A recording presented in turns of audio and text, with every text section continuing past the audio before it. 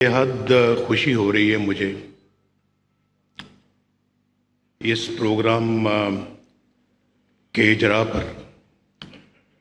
ये बहुत ही उम्दा प्रोग्राम शुरू किया है मरियम नवाज शरीफ साहबा की सरपरस्ती में पंजाब गवर्नमेंट ने। और मैं इस पर जितनी भी दिल की गहराइयों से मुबारकबाद पेश कर सकूं, मैं समझता हूं उतना कम है। उनको भी मुबारकबाद पेश करता हूं और उनके उन तमाम अरकान को भी मुबारकबाद पेश करता हूं, अहलकारों को भी मुबारकबाद पेश करता हूं जिन्होंने इस कार्य खैर में हिस्सा डाला। और अभी जो तफसील बताई है हमें सेक्रेटरी हाउसिंग ने, वो बहुत उम्दा गुफ्तगू की उन्होंने, और जो इसकी डिटेल्स बताई हैं मैं बहुत इम्प्रेस हुआ हूँ। मरियम नवाज शरीफ ने मुझसे भी इस स्कीम का जिक्र किया था जब ये स्कीम अभी बनने जा रही थी, तो मुझे उस वक्त भी बहुत खुशी हो रही थी। और मैं समझता हूँ कि ये जो आवाम का पैसा है, ये हम कहते हैं ना कि आवाम का पैसा आवाम ही पर खर्च होना चाहिए, ये उसकी बेहतरीन मिसाल है। ये आवाम के खून पसीने की कमाई है जो कि आवाम पर खर्च की जा रही है। और कितनी अच्छी बात है, कितनी उम्दा बात है कि कर्ज भी दिया जा रहा है और कोई सूद उस पे वसूल नहीं किया जा रहा है, एक पैसे का भी नहीं।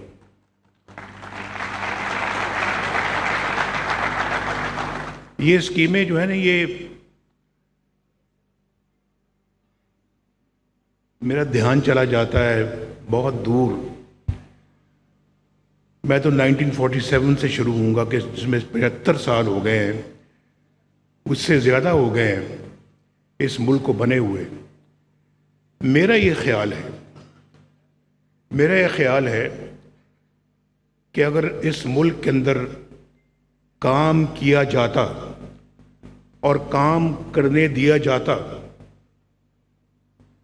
और जो पब्लिक के जो नुमाइंदे हैं, उनकी जो हुकूमतें बनी हैं, उनको भी अगर काम करने दिया जाता, तो आज इस मुल्क के अंदर एक भी शख्स ऐसा ना होता जो बेघर होता। ये बिल्कुल मेरा ज़ाती ये मुशाहदा और तजुर्बा है, उसकी बिना पे मैं ये बात कर रहा हूँ। 75 सालों में आज हमारी बहुत बड़ी पॉपुलेशन घरों से महरूम है।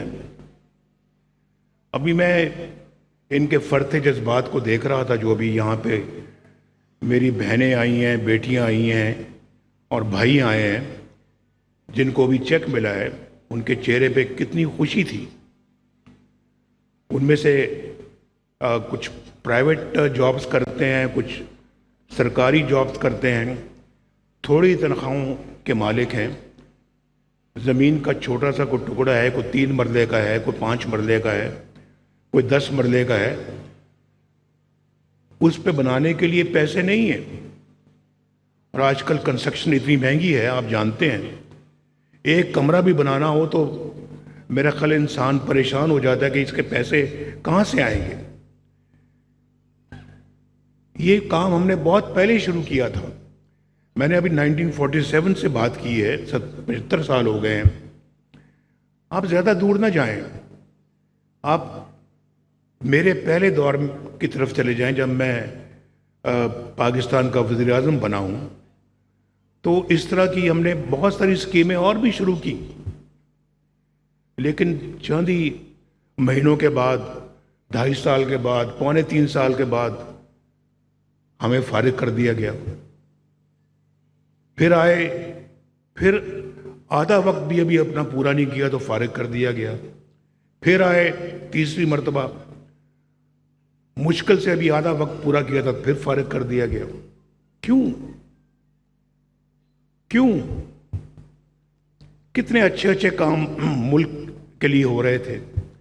पहले दौर को भी मैं याद करता हूं तो मैं कहता हूं अगर वो मोमेंटम जारी रहता, जो 1990 में हमने शुरू किया था, जब पहली मर्तबा अल्लाह के फजलो करम से मैं वज़ीर आज़म बना था, तो आज पाकिस्तान इतना खुशहाल मुल्क होता कि दुनिया रश्क से इस मुल्क की तरफ देख रही होती। लेकिन बदनसीबी है कि हम 2 कदम आगे, 4 कदम आगे जाते हैं, 8 कदम पीछे चले जाते हैं। और फिर मुस्लिम लीग नून अल्लाह के फजलो करम से पाकिस्तान की तामीर करती। मुझे बताएं तो ज़रा ट्रैक रिकॉर्ड देखें, आप ट्रैक रिकॉर्ड देखें, बताएं मुझे और कौन सी ऐसी हुकूमत है, जमात है जिसने पाकिस्तान पे अपनी हुकूमत की हो और उसने इतना काम किया हो जितना कि पाकिस्तान मुस्लिम लीग नून ने किया।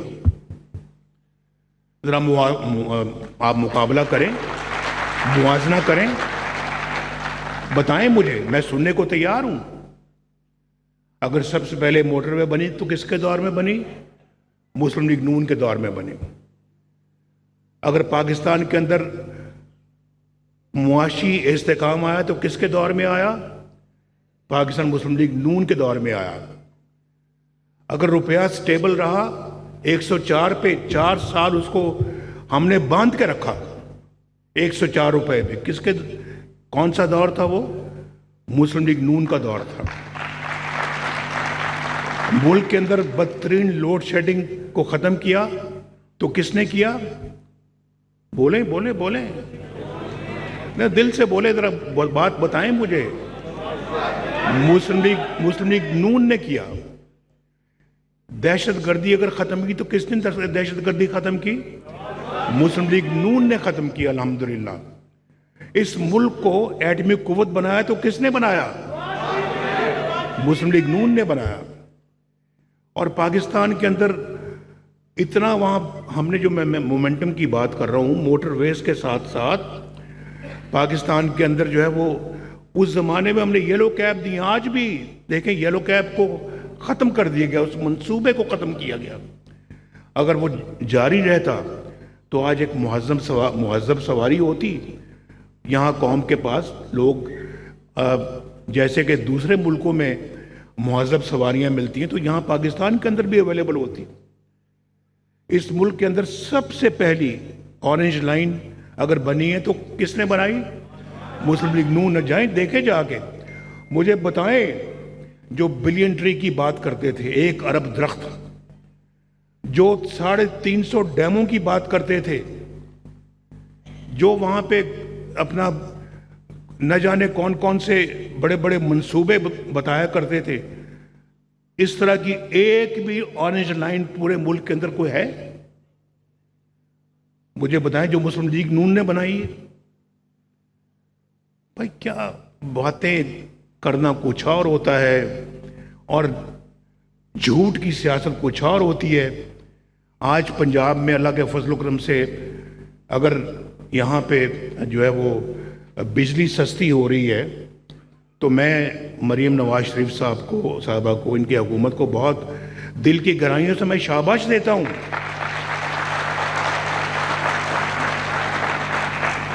शहबाज शरीफ साहब को भी मैं बहुत शाबाश देता हूँ कि वो बहुत कोशिश कर रहे हैं कि वो बिजली को सस्ता करें और पाकिस्तान को इस गिरदाव से बाहर निकालें।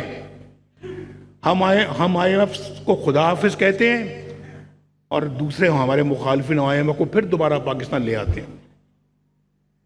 और वो IMF पाकिस्तान के अंदर जो चाहती है वो कहती है जी कि ये नहीं करना, हुकूमत को करना पड़ता है, ये मानना पड़ता है।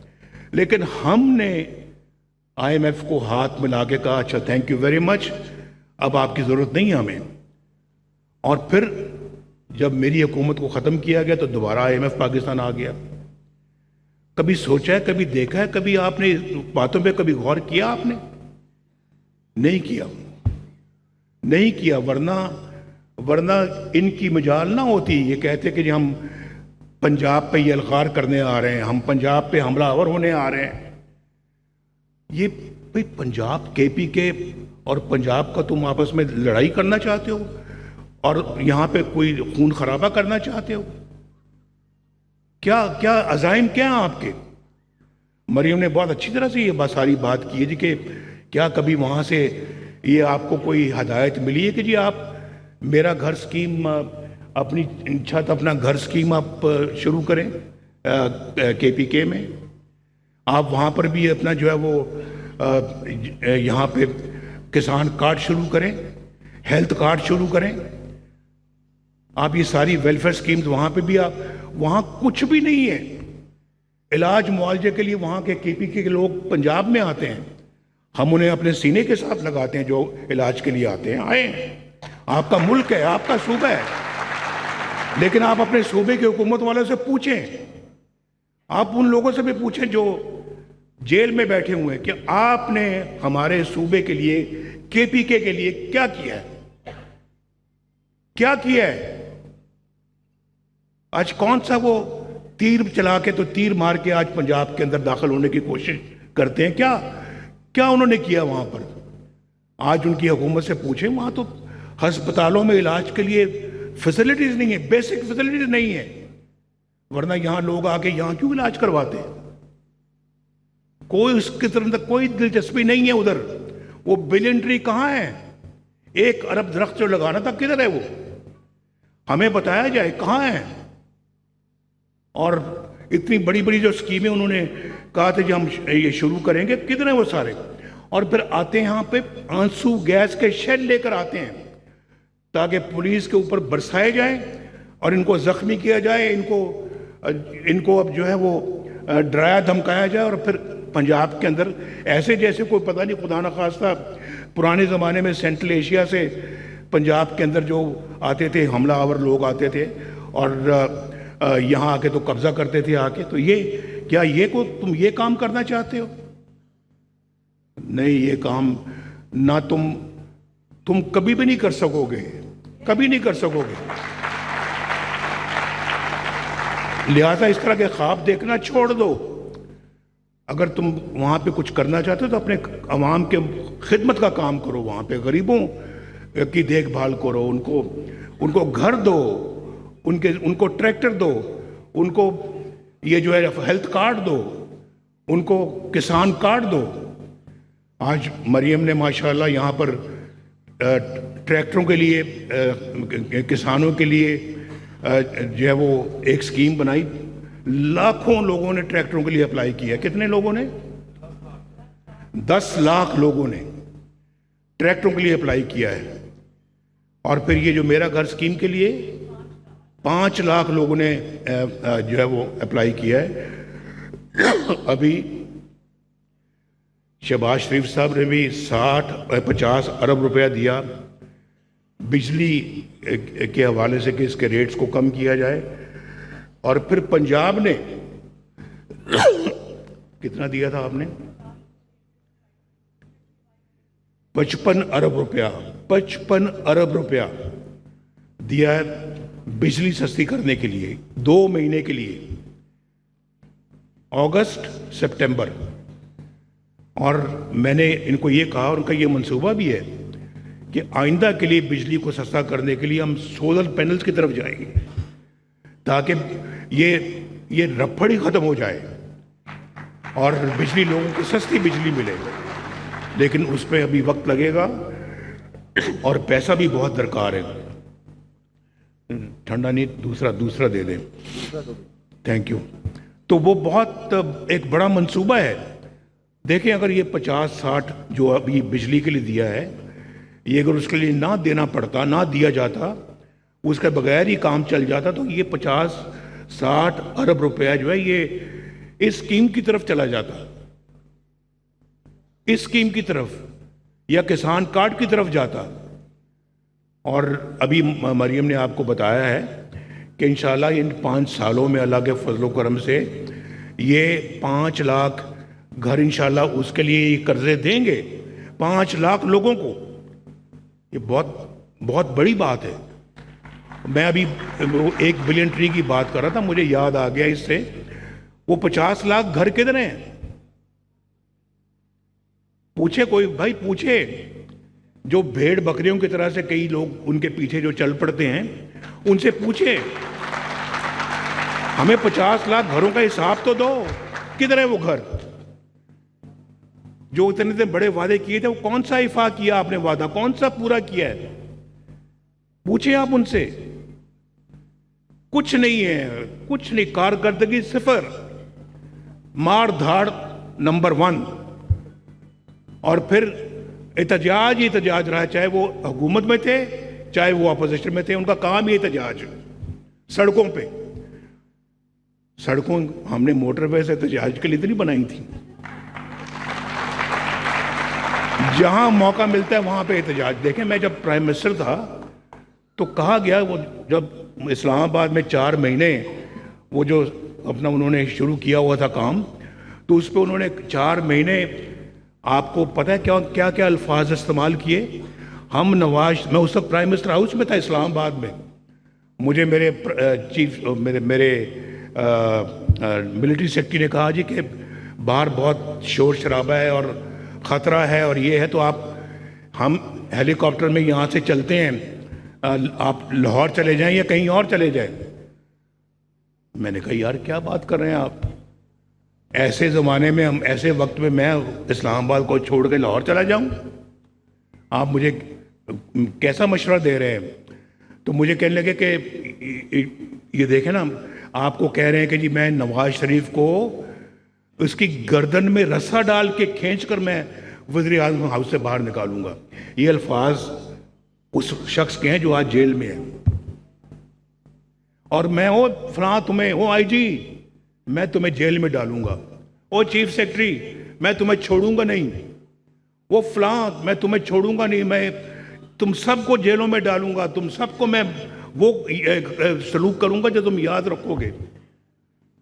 कहा इतना बड़े बड़े बोल मत बोला करो, मत बोला करो, आजी सीखो, आजी, अल्लाह ताला से माफी मांगो। जो करोगे फिर बाद में भरोगे, और जैसा करोगे वैसा भरोगे। वो कहते ना कि as you sow shall you reap. तो इस दुनिया में जो करोगे सामने आएगा, एक दिन सामने आएगा। मैं तो आज कोई तकरीर के मूड में नहीं था, और आप जानते कि मैं आजकल ज़रा तकरीरें भी कम करता हूँ, लेकिन ये मैं बहुत सारी चीज़ें तो आज गिनवा भी नहीं रहा यहाँ पर, लेकिन मैं आपको ये बताना चाहता हूँ कि ये जो ना, ये ऐसे अनासर को कि कुछ सख्ती के साथ जो ना वो डील करना चाहिए। और एक मुझे आज पूछे ना, मुझे बताएं, वो जो 5 जजों ने मेरे ख़िलाफ़ जो फ़ैसला किया था कि वज़ीर आज़म को निकाल दो, 25 करोड़ का एक वज़ीर आज़म है, उसको 5 जज बैठ के निकाल रहे हैं। और किस बिना पे? कि तुमने अपने बेटे से तनख्वाह नहीं ली। और कितनी तनख्वाह? 10,000 दिरहम। तो लिहाजा तुमने उसको नहीं लिया, तुमने उसको अपने बुक्स में शो नहीं किया, लिहाजा तुम्हारी छुट्टी, तुम फारिग। 25 करोड़ के अवाम को 5 जज बैठ के इस बना पे फारिग करें, इस बना पे। ज़रा आप देखें तो सही ना कि वजह फारिग करने की क्या, तनख्वाह नहीं ली बेटे से। ये नहीं कि मैं आपसे तनख्वाह नहीं ली, या आपसे को मैं कोई 25 जो है 10,000 अरब रुपये लेके मैं गायब हो गया हूँ। मैंने बेटे से तनख्वाह नहीं ली, वो भी 10,000 दिरहम। ये बताएं कि कितना बड़ा जुल्म है। और फिर जो ये जो थे वहाँ के उस ज़माने के चीफ जस्टिस साकिब निसार, उसकी ऑडियो लीक मेरे पास आज भी मौजूद है। कहता है कि हमने तो भाई नवाज शरीफ को और मरियम को जेल में रखना है और इमरान खान को लाना है। और फिर मैं उन भेड़ बकरियों से पूछता हूँ जिसका मैंने अभी नाम लिया है कि आपने सुनी है कि साकिब निसार ने क्या कहा है? अगर सुन लो तो मेरे ख्याल आप भेड़ बकरियों वाला काम बंद कर दोगे। ये तो हाल था, किया कराया कुछ नहीं उन्होंने, और बर्तन भी सारे तोड़ दिए। भाई मैं तो आपके पास वहां गया था, बनीगाला में गया था मैं कि आओ मेरे भाई, चलो मिलके मुल्क की खिदमत करते हैं। और वहां पे 1 घंटा मैंने आपके साथ बैठा। मैं वो 1 घंटा तो मैंने आपके साथ मीटिंग की, लेकिन वो आपने मुझे कहा जी हाँ जी बिल्कुल ठीक बिल्कुल ठीक। उसके बाद आप लंदन चले गए और धरने का प्रोग्राम बना के आप वापस आ गए, और यहाँ पे पाकिस्तान में आपने धरना शुरू कर दिया। ये धरनों की सियासत ने आज पाकिस्तान को ये दिन दिखाया जो मैं 75 साल की अभी बात की है मैंने। इन्हीं धरनों ने और इन्हीं लोगों ने, अगर नवाज शरीफ देखें जो है वो पाकिस्तान के अंदर इतना अच्छा काम कर रहा था, सस्ती बिजली, इंतहाई सस्ती थी बिजली, गैस सस्ती थी, 10-10 रुपए किलो सब्जियां मिलती थी, घी सस्ता था, चीनी सस्ती थी, गोश्त सस्ता था, गरीब आदमी का गुजारा होता था, पैसे महीने के बाद बच भी जाते थे, और मुल्क तरक्की कर रहा था। पाकिस्तान की मिसाल दुनिया भर के लोग देते थे कि इतनी तरक्की कर रहा है। तो फिर मुझे निकालने की क्या जरूरत थी भाई, बताओ? ये पाकिस्तानी अवाम साहब, ये आपका भी इसमें कसूर है। आप भी जिम्मेदार हैं। मैं आप ये ना समझे कि आप जिम्मेदार नहीं हैं। आप भी बराबर के जिम्मेदार हैं। आपने कभी पूछा कि इतने अच्छा काम हो रहे थे? बताओ, मुझे बताओ कि उस वक्त महंगाई का कोई नामो निशान था जब नवाज शरीफ वज़ीर आज़म था? तो फिर क्यों निकाला उसको? उसके बाद फिर आप आज ये दिन आया कि आज वो 1500 रुपए के जो माहाना बिजली के बिल होते थे आज 20-20 हज़ार रुपए के हो गए। कभी पूछा अपने आप से? पूछा कभी आपने? नहीं पूछा। बस इसी बात का अफसोस है कि अगर आप इन चीज़ों का नोटिस नहीं लेंगे तो फिर पाकिस्तान के हालात खुदा ना खास्ता इसी तरह के रहेंगे। वो जज फैसला दे के कहाँ चले गए हैं? पूछा कभी किसी ने उनको कि आज जरा आओ भी बैठो यहाँ पे, आप बताएं कि आपने एक मुंतखब वज़ीर आज़म को, 25 करोड़ के अवाम के वज़ीर आज़म को आपने कैसे निकाल दिया? कैसे निकाल दिया? और इस प्रिटेक्स्ट पे निकाला कि उसने बेटे से तनख्वाह वसूल नहीं की। खुददार कौमें जो होती हैं, गैरतमंद कौमें जो होती हैं, वो ये सवालात पूछती भी हैं, उनके जवाबात हासिल करके रहती हैं। थोड़ा सा इस बात का मुझे अफसोस है, और अफसोस रहेगा और रहना भी चाहिए कि एक शख्स जो अपना पाकिस्तान के लिए इतना दिन रात काम कर रहा था, तामीर कर रहा था इस मुल्क की, उस बंदे के साथ ऐसा सलूक किया तो क्यों किया? तो और वो शख्स जिसने एक भी अपना वादा पूरा नहीं किया बल्कि वादा खिलाफियाँ की हैं, उस शख्स की वजह से आज मुल्क का ये हाल है। और मैं तो समझता हूँ कि रियासत एक माँ होती है, माँ, और फिर माँ को अपने बच्चों की बड़ी फिक्र होती है। और बच्चे अगर उनकी सर पे छत ना हो, वो बेचारे इस तरह से बच्चे घूम फिर रहे हों और बगैर छत के घूम फिर रहे हों, कोई सहारा ना हो, कोई पूछने वाला ना हो, तो फिर क्या माँ को फिक्र नहीं होगी? क्या माँ चैन से जी सकेगी? उसको सुख का सांस आएगा? मैं तो इस तरह देखता हूँ अपने मुल्क को, कौम को और अपनी रियासत को। लेकिन रियासत के सतूनों ने भी कोई रियासत के साथ अच्छा सलूक नहीं किया। वो सतून भी जिम्मेदार हैं, मैं भी, मुझ जैसे लोग भी जिम्मेदार हैं, और आप भी जिम्मेदार हैं। आप सबका बहुत बहुत शुक्रिया।